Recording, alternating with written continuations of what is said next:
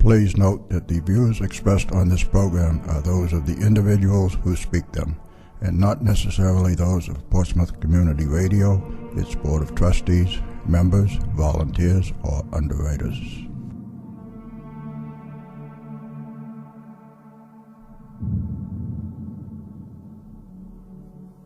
Good evening and welcome to Spirit Radio. I am your host, Willie Hassell. Along with my co-host, Lynn Nickerson, we will take you on a journey into the unknown where the paranormal becomes the normal. A journey to a world cloaked in darkness where reality becomes a thin veil. So sit back, relax, and join us as we venture into the shadows, the darkness, the unknown, and back.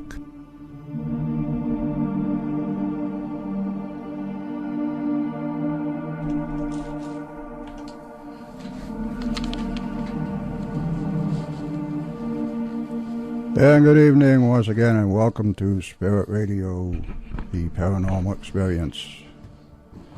Ghosts, UFOs, Bigfoot, nothing else off limits. This is the show where the paranormal becomes the normal.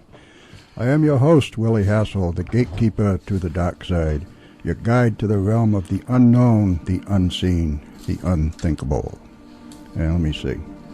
There she is, the lovely, the mystical, the mysterious Lynn Nickerson.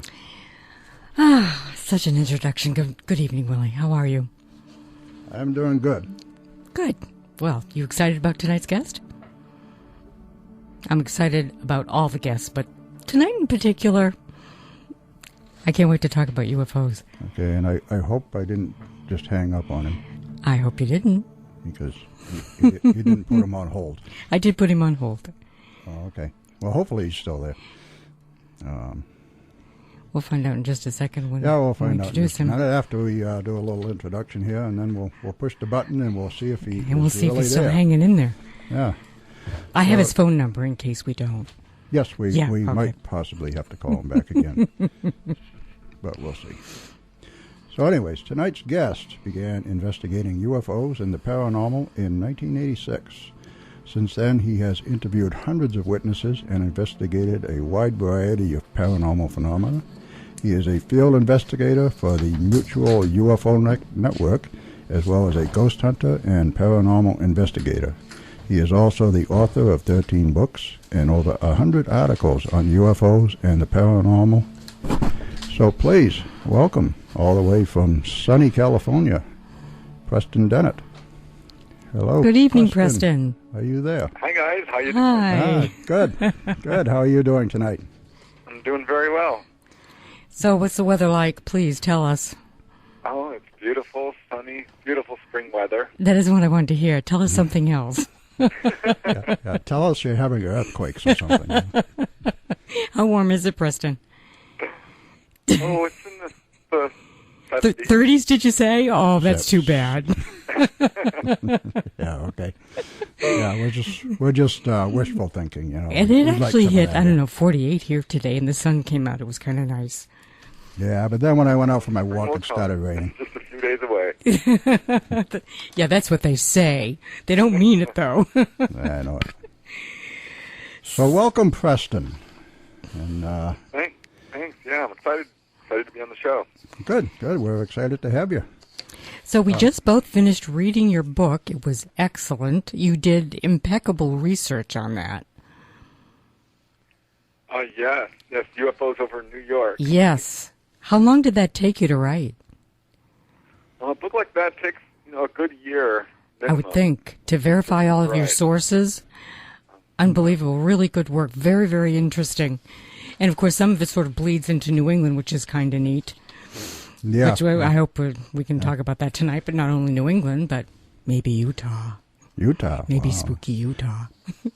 But first, let's go back just a little bit, Preston. 1986 is when you started investigating UFOs, was it? Yeah. I was a skeptic, actually, and heard a report on the news about this sighting over Alaska. It's now a very famous case. Captain Hiroshi saw this UFO pacing his plane for several miles over Alaska. It was on the onboard radar. It was on the land-based radar, which FAA later denied, calling it split images. But now I think the files have been released on this, and it's a clear-cut case of a UFO. Any video on that? Really got me interested in the subject. I didn't believe it for a second. I thought this pilot was lying, but it was hoaxing or hallucinating. Yeah, you just need a little bit of convincing, didn't you? well, this subject was not taught in schools, and whenever it was on the news, it was really tongue-in-cheek. And that's how they treated this particular incident. That was 86, right? Right. Mm. But I asked, my brother what he thought of this sighting. He's like, "Oh, I saw a UFO," and he described it to me. He saw it actually with two friends and chased it across the San Fernando Valley here, where I live. And I talked to people at my work about it, where I was working at that time of a medical billing office. And one lady described how she and her friend and mother were chased by a UFO following them down the street. They actually had missing time. That's frightening. The other lady, these are people I've worked with for years, heard us talking. She's like, "Oh yeah, me and my whole family saw a UFO, and it was darting around back and forth, this light." I'm like, gosh, I know these people aren't lying to me. So kind of hit home for me. I found out a lot of people that I knew in my circle of family and friends had seen this stuff and weren't talking about it. So when did you start writing about it? Almost immediately. I'm like, oh my God, all my friends are seeing UFOs. So I collected, a bunch of the stories and put them. Yep, first-hand testimonies. That's always good. And they put it on the front page. I'm like, wow. Ooh, well, we're glad you did. We're glad you started. Yeah, it just took over my life. The truth was, it wasn't good news for me. 'Cause it really kind of hit me like a ton of bricks, and I had to really shift my worldview, and I've been very skeptical, almost even more so ever since, because it was just so scandalizing to find out that this stuff was true. That it's real, yeah. Right. But it certainly does beat medical billing, though, doesn't it? It does. It doesn't pay as well. I know, it doesn't pay great, but it's a whole lot more exciting. So It sure is, and I've been doing it ever since. I started going to places where people were seeing UFOs. I started interviewing people, writing about it for magazines, and my sister-in-law was like, you should write a book. And I'm like, hey, maybe I could. What a novel idea. And so now 13 books later. Damn. Right. Yeah. It's taken over my life, but I love it, and I'm finding out some amazing stuff and talking to a lot of amazing people. And, now, you do a lot of lectures, don't you, Preston? I do. Whenever there's an opportunity that I'm able to do it, yeah, I definitely try to do that. Not as much as I would like, because lecturing is particularly, it's fun. Yeah. I bet it is. Before we get into any specifics here, Preston, you've done all this research and gotten everybody else's stories. Have you actually seen a UFO yourself?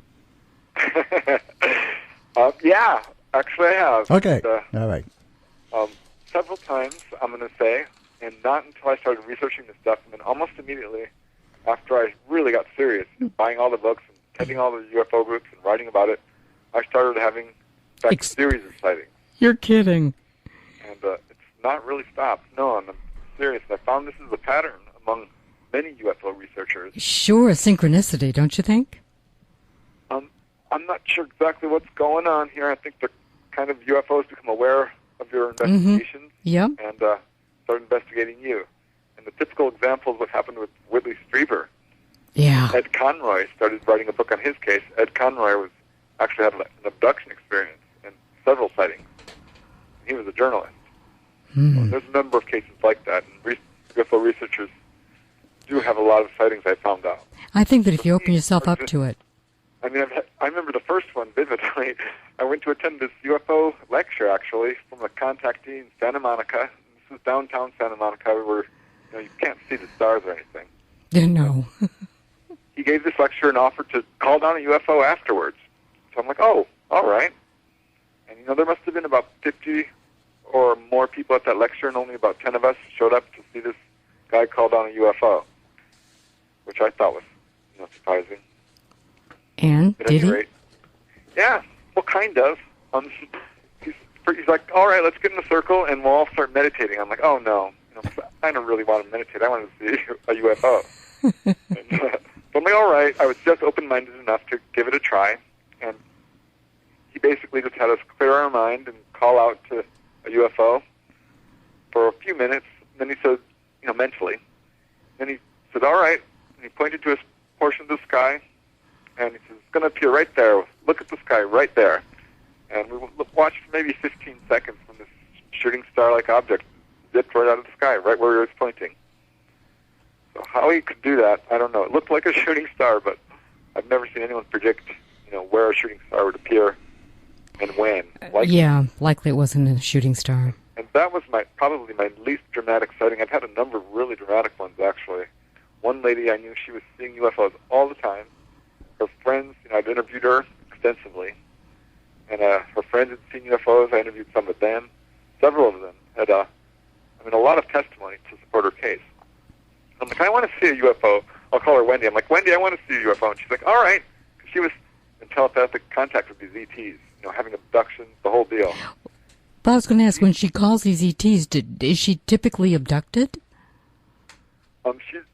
She's been abducted over and over again, and by these gray-type ETs who actually are very loving to her in a lot of ways. There's different types that she's seen. Right. And early on, her encounters were very traumatic, and she was very scared and did not like it at all. But later on, they became very spiritual. And that was when I kind of met her. She was having healings, and they were teaching her all kinds of stuff. Mm-hmm. And she's like, all right. And she calls me up, and she says that, all right, we've made an appointment. We have to go to this certain section of, actually it was off the freeway in Pasadena, in California, mm-hmm. and at a certain time. And they'll come. I'm like, all right. And I went there with her, and I brought my sister-in-law, who's done all the illustrations in my books and worked with me very closely throughout my investigations, and her son. So all four of us are going up this trail right off the freeway, and I get ahead with Wendy, several hundred yards, and we reach the top first of this hill where we were supposed to be, and she grabs my arm and screams, and we look, and right near us, now I'm going to say about 50 feet away, maybe 20 or 30, 40 feet off the ground, was this giant, I don't even know how to describe it, a globe-shaped object that was a globe of light? One of the most beautiful things I've ever seen. Really? Covered with golden, sparkly lights, and was just stunning and so unexplained and so close. Completely silent, and easily the best sighting I've ever had. It was so amazing. I bet you were blown away over that. And to this day, it gives me chills. I can't believe it. We're jumping up and down and screaming. I forgot about the camera that I had around my neck, and it moved away actually very quickly. It was like just enough to say, hi, yeah. Here we are, you wanted to see us, and then it went. It scooted around this giant hillside, to an area that we could not follow. Preston, do you think you've been abducted? No, I don't, and I'm kind of baffled by my own obsession with UFOs, because a lot of people are this obsessed with UFOs, have a history of experiences. Mm. And there is a history of experiences in my family. I will say that my sister-in-laws particularly have had some very close encounters.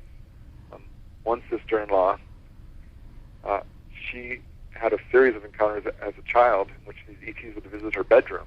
Oh. And she explained this to me. She said they were little dwarves, kind of with smushed faces, bluish skin, and they would steal her memories. Steal her memories? Yeah, they were recording her memories is what the sense that she got. And this is something I've heard before, actually. So stealing her memories? Yeah, her memories. Yeah, that's kind of dramatic. Yeah, it's interesting. And my other sister-in-law had a very close encounter with gray-type ETs right in front of Stagg Street Elementary School at night. She was walking along with her dog when she saw what she thought were two children. And she walked right up next to them. She realized, oh, my God, these are not children. These are bald figures. Children. They're floating slightly off the ground. They're wearing olive green jumpsuits. They have huge heads, really dark eyes, and absolutely white skin. Wow. And as she realizes this, they turn and they look right at her. She's like, oh, And she didn't want to panic, so she walked away as fast as she could. And were these children walking with other human beings, or they were just by themselves? They were just by themselves. They were. Oh, okay. They were not children. She thought they were children. Maybe. No, but I didn't know if they were accompanied by humans. No. Oh. No, they were just sitting there without any UFO. That's quite an experience. So yeah, it is definitely within my family, but and I've lot had of some really contact. close encounters and Yeah. very odd dreams, kind of. Yeah, I've had odd dreams Get about things. UFOs myself. Very strange. Well, could we talk a bit about the Skinwalker Ranch and what you think is happening there? I'm primarily interested in what appears to be some kind of, time anomaly going on. There's supposed to be portals. And there's one of the very good examples is when the Sherman family was living in the ranch, that they unpacked some groceries and they turned around and all the groceries were back on the counter. It was like there was a glitch in time. And I mean, there were many other things, but that's a good example. So the Sherman family also reported having seen 4 portals on the property. So what is your take on that, Preston? Right. Now, this is an area which is actually well known for UFO activity, stretching quite a ways back. Mm-hmm. And in fact, there is a book put out called the Utah UFO Display, Ooh. which outlined a number of sightings in this particular area way back in the 40s and the 50s and the 60s. Mm-hmm. So it's been going on for a long time. And this is an area, like a number of areas across the United States and the world, which is a hot spot. Mm-hmm. Not only UFO activity, but all kinds of paranormal activity. Yeah. And there are places like this, like upstate New York, is a very typical example. Topanga Canyon, that's where a huge wave of sightings happened. I actually wrote a book about, and it also has the same kind of thing. The San Luis Valley, in Colorado. Oh, yes, yeah. High levels of UFO activity coupled at the same time with these high levels of paranormal activity. And what's another one? Sedona, Arizona. Sedona, yeah. So these are places where not only UFOs are showing up, but we have like high levels of religious miracles, ghostly stuff. Cryptoid stuff. Right, cryptoids, exactly. And other stuff that is really hard to categorize. And I think what's happening in these areas, we have, some people call them vortexes. Mm-hmm. I think these areas, these are places where the veils between dimensions have worn thin or are just nexuses. Right. There's some intersections there happening time-wise. There's something going on here because it's pretty consistent in the ways that these things are manifesting. And it's particularly prevalent in this Utah ranch. And, yeah. With the Skinwalker Ranch in particular, where Robert Bigelow went in there and was able to pour some technology into this and recording it. Mm-hmm. I think you probably got some conclusive evidence of paranormal activity for sure. And this particular area is just, I think, probably the prime example of an area that's just got the whole gamut of stuff going on at once. Whole gamut of experiences. Well, what do you think Robert Bigelow is doing there? Well, he got it. He got all this money. What's he going to do with it? I know. It's such a dilemma. Phenomena. It's such a problem. He's going to build space stations so they don't escape. That's what he's going to do, right? So I think what he did was he became very interested in UFOs, and he's like, all right, I'm looking for a place where I can get the proof that I need. But what if he's intending on using one of those portals? What do you think? Well, it's entirely possible. He's one of these 1%ers. So I think he's trying to get his way into the secret underground UFO people who are covering this all up. Click, yeah. We do have the crash saucers. We do have this alien technology. There's a very, very small group of people who are withholding it all and sitting on this and kind of controlling things. But those people are government people. How does he intend to break that veil? That barrier? Well, they're quasi-governmental. They're largely corporation as well. So it's the military-industrial complex. It's the insurance companies. It's the drug companies. It's Monsanto. It's the bankers. You think they're involved in it, in the cover-up? Obscene amounts of money, like Bigelow, who apparently was able to make some connections to the secret government, and I think learned, a lot of what's going on in the whole situation. Wow, well, he's got the money behind him to make a difference. Yeah, I'm hoping that he does, I think we're moving towards open disclosure. I mean, that's definitely what we're trending towards in terms of, the government withholding this stuff. The cover-up's been a disaster, and we've got people coming out of the woodwork. Oh, I know, and people have died, people have psychologically damaged. I think the cover-up is still in effect. In Stevensville, Texas, there was sightings a couple of years ago, and the Air Force released a bunch of contradictory statements, and were even accused of harassing witnesses and telling them not to speak. Really? So it goes on, but I don't know. We're reaching a kind of a critical point where it's becoming more and more mainstream. All right, then how about the blackout? In 1965, I was actually around. I don't know when you were born, but I was about 14, and I was at the library, and the whole town went dark. And this was in New Hampshire, Exeter, New Hampshire. And I knew that Massachusetts had lost lights, as well as parts of Maine. And I knew immediately at 14 that it was UFOs. I just knew it was. And of course, there was all of this hubbub about it being a relay switch or the grid is down. Stuart Whitman certainly was given a little bit of a preview, wasn't he? Yes. This is, I consider this probably one of the biggest UFO events in world history. Oh, really. Yes, it is. I mean, there is the Phoenix Lights, of course, and the Gulf Breeze UFO wave, and Hudson Valley wave. But those are very small, isolated areas. I mean, this was a very large area of the United States. Right. This affected 1/5 of the United States, at least. And what's interesting about this case, this is one of the first really confirmed UFO-connected power blackouts. And it was one of a series of them, which really caused high concern at high levels of our government. I know. It's a very interesting story. And what happened was, in the weeks before this actual blackout, there was a bunch of sightings going on in the area.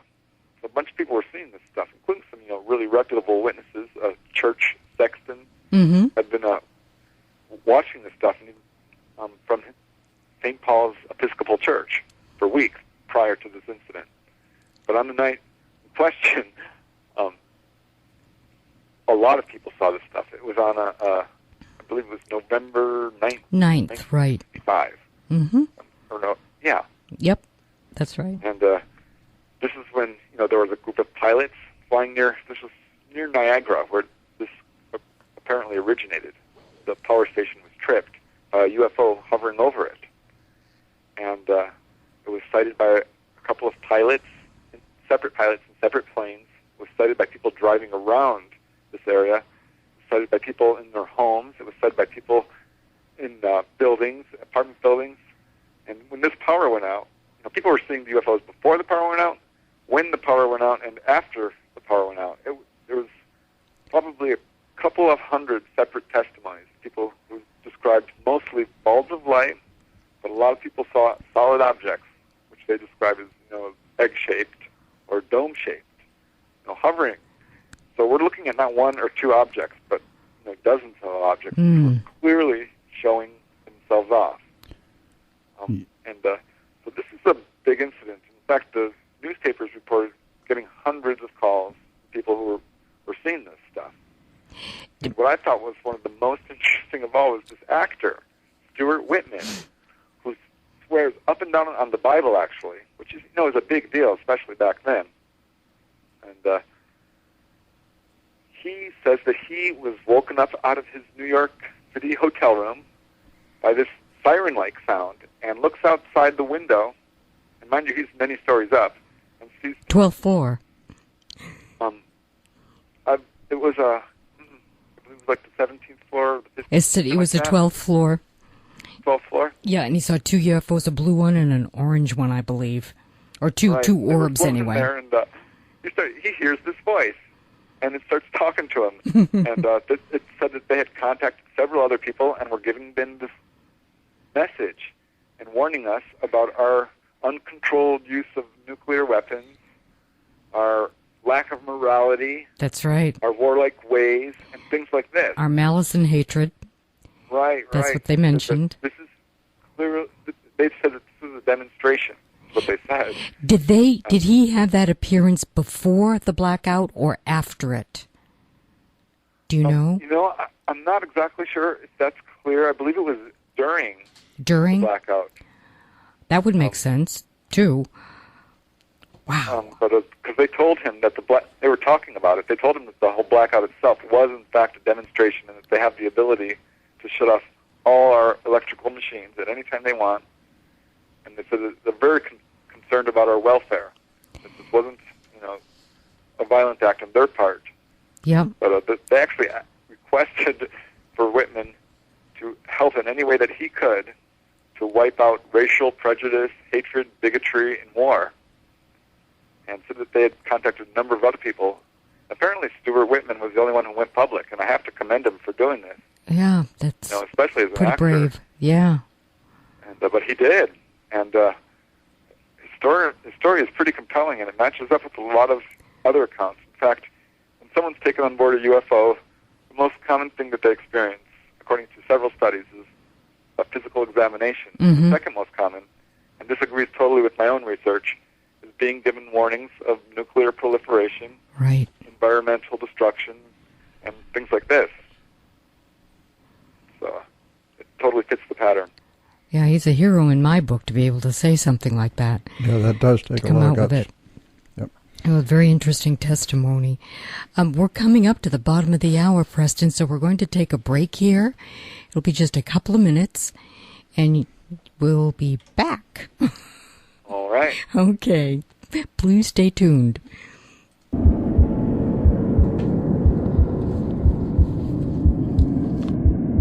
You are listening to Spirit Radio, the Paranormal Experience, on WSCALP 106.1 FM in Portsmouth, New Hampshire. And we will be right back after this short break.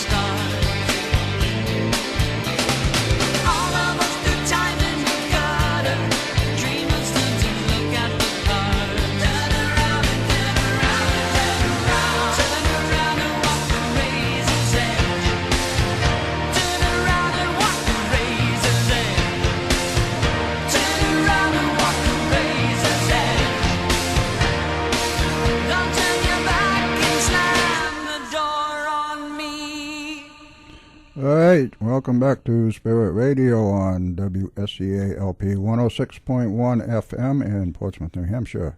And from the community calendar, the winter farmers markets are here. Seacoast Eat Local pulled together farmers, fishermen, and chefs of the Seacoast to bring the 7th winter market season. They say there is more diversity and abundance than folks might expect all winter long. The markets run from November through April and will take place at Wentworth Greenhouses or Exeter High School. They accept a lot of electronic benefit transfers. This program enables SNAP residents to use their EBT cards to purchase healthy, fresh, and locally produced food. To find out more about the market locations, dates, and available items, the website is seacoasteatlocal.org. Seacoast Eat Local's Winter Farmers Markets are sponsored by Wentworth Greenhouses, Exeter Hospital, and Moxie. Seacoast Eat Local connects people with sources of locally grown foods and advocates eating locally for the health of the environment, community, culture, and economy. And now I believe Lynn has some upcoming guests for us in the coming weeks. We've got an upcoming guest list here. Joining us on March 22nd, here in the studio, will be Roxy Zwicker, who is a local author and expert on ghosts and the paranormal in New England. Roxy will have many fascinating stories to tell us about local Portsmouth history. On March 29th,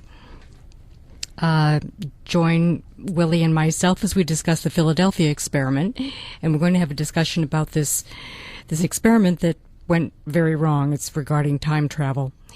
And then on April 5th, we welcome joining us here in the studio, Valerie LaFazzo.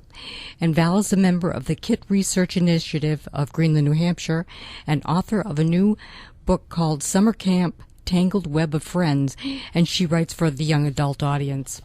And on April 12th, it's UFO, aliens, government cover-ups, and alien hybridization with Chuck Credo and Stephen Mather Lee. All right here on Spirit Radio, the Paranormal Experience on WSCA 106.1 FM. All right, and that's what's coming up. And tonight, though, we have on the line with us, all the way from California, Preston Dennett. Welcome back, Preston. I'm right here. Welcome back, Preston. Hello. So tell me, did you have anything to add to the 1965 blackout incident? Only that it was followed up by several other cases like it, which again, caused concern at high levels of government, and this actually made congressional hearings on UFOs. It was a pretty significant case, which I think is kind of overlooked a lot. And wasn't it a Mr. McDonald who? I believe it was McDonald, wasn't it, who came out and said, Dr. James McDonald testified before the Congress that he believed UFOs do exist and they were very possibly responsible for the blackout. That was quite, he really committed himself to words there, didn't he? Yep. He was a pretty high-level scientist as well. Yeah. But somebody's got to listen. How do they think they can keep hiding this stuff? I don't know. I don't understand it. You can only hide it for just so long, and eventually... Well, it's been a while. I know. It's, time's running out. It's can't hide it much longer, I guess. And they love to discredit people and point fingers at people like Whitley Strieber and, call them nuts. But some of this stuff is just so well corroborated, so well documented. How about Whitley? Have you ever met him, Preston? I saw him speak, and I was able to shake his hand, and I've definitely been with him on the radio several times. Oh, have you? I've done his show a couple of times.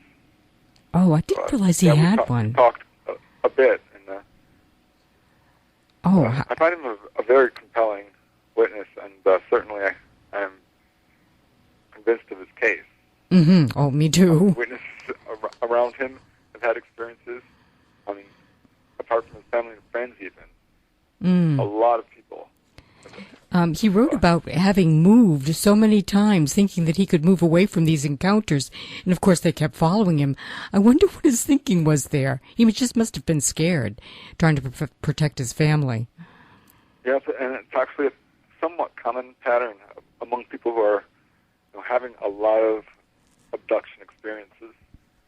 They'll often try moving away, and they'll also become very obsessed with safety and setting up burglar alarms and things like this. Yeah, and they can bypass which, it. It's totally understandable.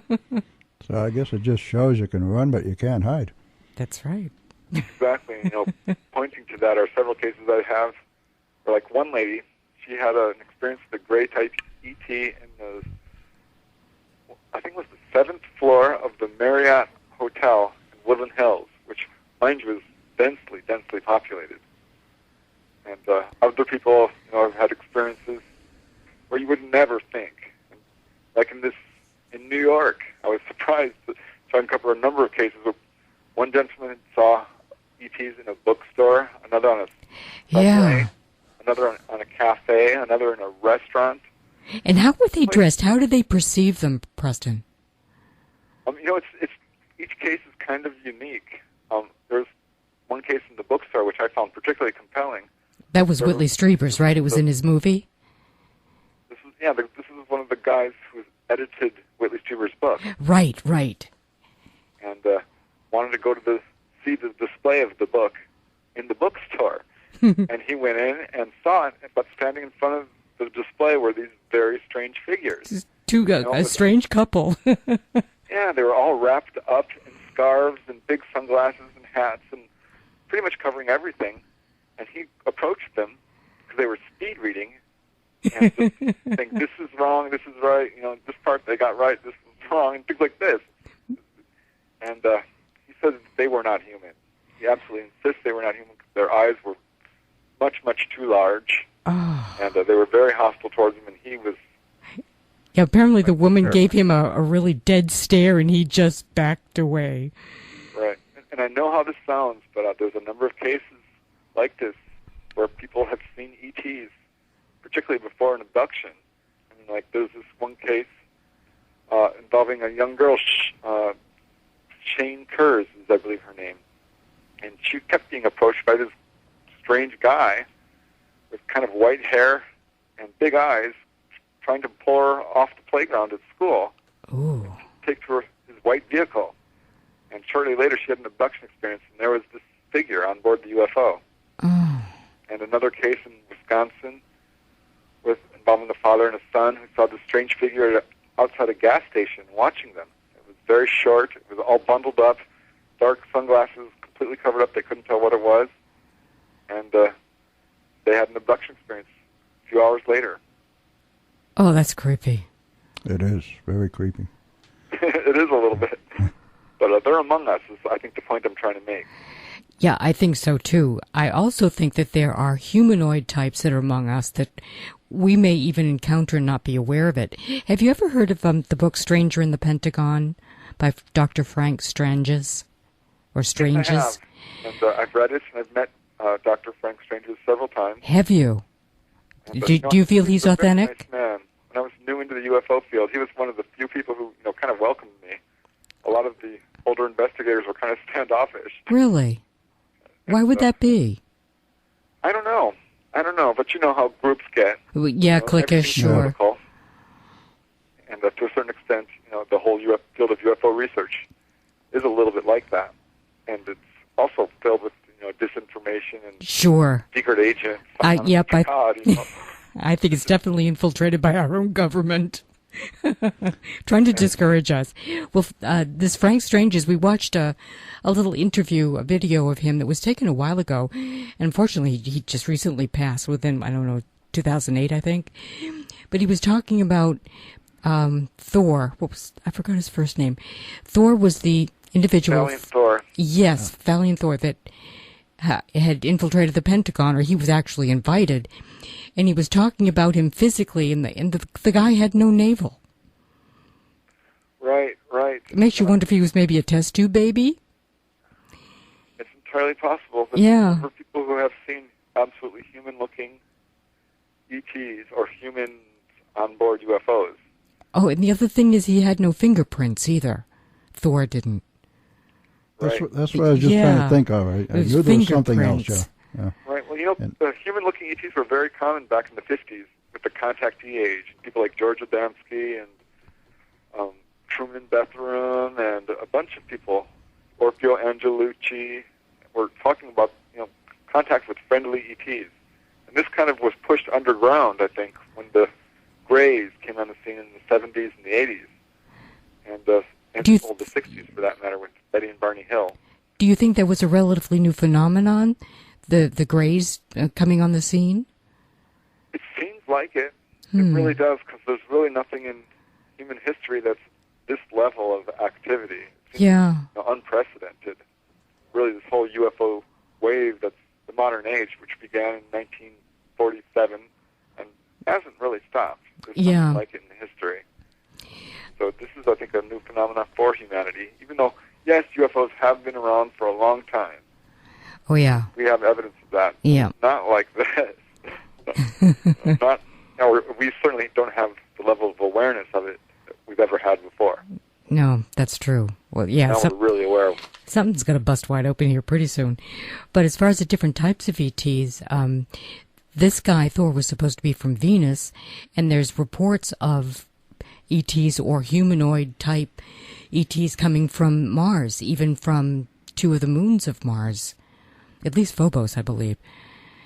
But I think that's amazing that they've probably been here, and they're probably amongst us, probably in hiding. Right. And, it's not surprising.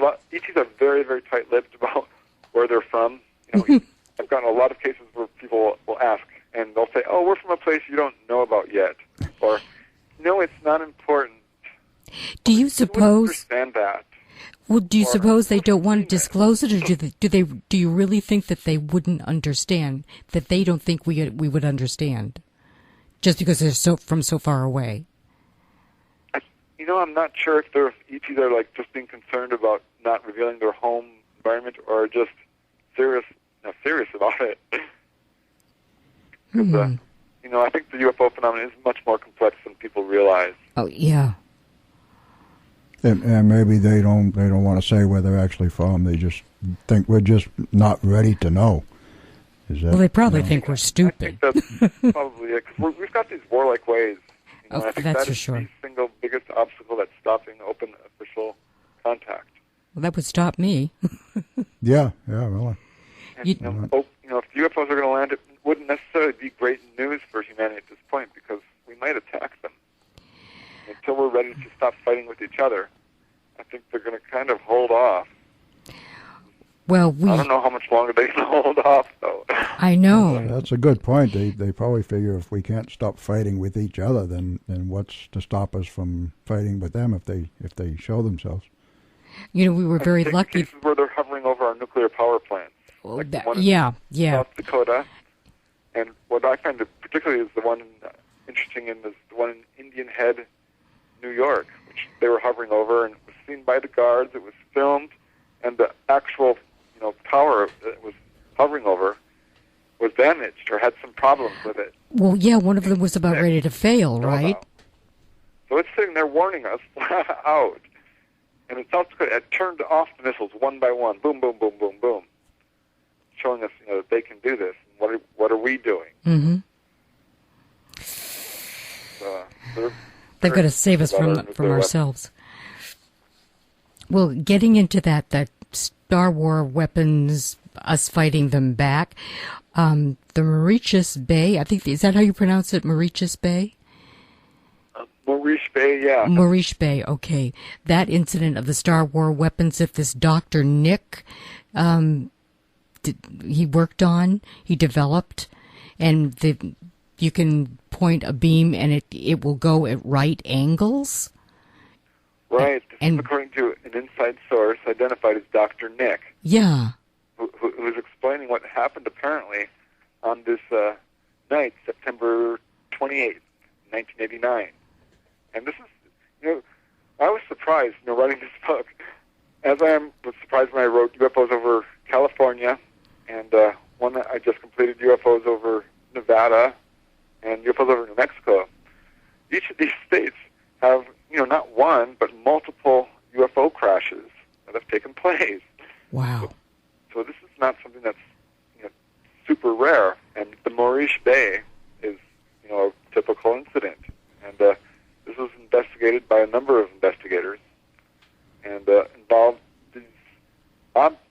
object or objects which were seen by a number of people throughout this area. And during this time, a number of people also saw these objects being chased by helicopters. Oh. And this is not seen by one or two people, but we're talking dozens lots of people from varying areas of this harbor. And they roped off the whole area at some point, and there was lots of emergency vehicles seen and a lot of activity going on. And this is when inside sources started coming out, like this Dr. Nick, saying what happened. And that apparently what was done was we had shot down a UFO using this advanced particle beam weapon. Mm-hmm, and they retaliated. Right, which is kind of scary, but I'm not surprised. Wow. Apparently, they retaliated by using an ultrasonic type weapon, which disrupted human tissue, and they killed several people, including a group of psychics who had been brought. Yes, I read that. What did that beam do? Did it kind of like turn their bodies to jelly? There are a number of weapons that our government has of this type of thing.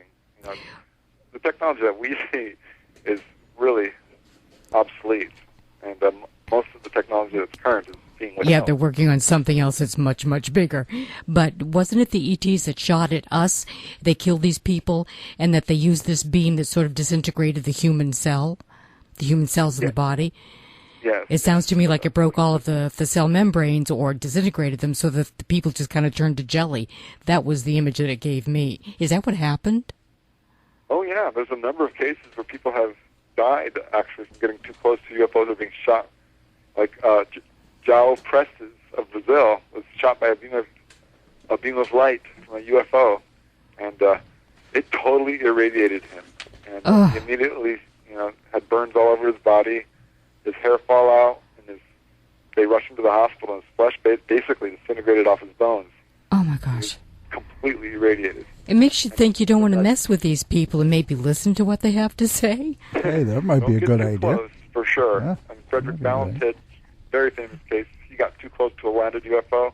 It took off, and his shirt caught on fire. He had burns on his chest, and they rushed him to the hospital. He ended up losing like 40 pounds. His blood lymphocyte level dropped to very low levels, and he was examined by, I think it was 30 or 40 doctors, who concluded he had radiation poisoning.